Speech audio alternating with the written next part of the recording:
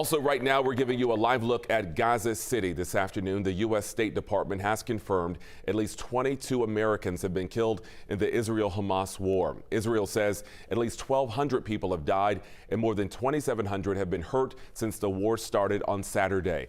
So as the retaliation on Gaza is intensifying, Secretary of State Antony Blinken is in Israel now to show solidarity. The meeting comes as House Republicans are still struggling to elect a new speaker. Now, without a speaker, Congress pretty much can't continue their work as aid to Israel is hanging in the balance. NBC's Bree Jackson has the latest from Washington.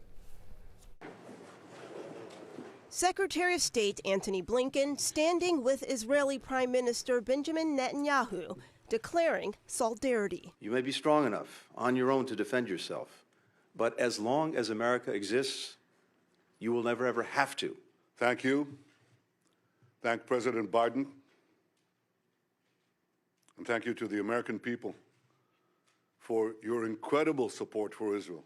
Blinken's meeting comes as Israel ramps up pressure against Hamas after the weekend surprise attack, killing men, women, and children, and the death toll continues to rise. This attack was a campaign of pure cruelty, not just hate, but pure cruelty against the Jewish people. President Biden says his administration is working on the release of hostages, some of them Americans.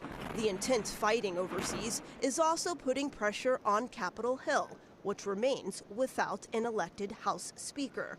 Republicans nominated Steve Scalise, but it's unclear if he has enough votes to secure the job. I think it's important we come together, and I've offered to nominate Steve on the House floor. I expect it to be a vote for Speaker when Steve Scalise gets to 217 and not a moment before. House lawmakers are urged to act fast so they can focus on issues like support for Israel. We need to make sure we're sending a message to people all throughout the world that the House is open and doing the people's business, making sure that we're unequivocally standing. Scalise looking to sway votes in the fight for House Speaker as the U.S. stands firmly behind Israel in its escalating war.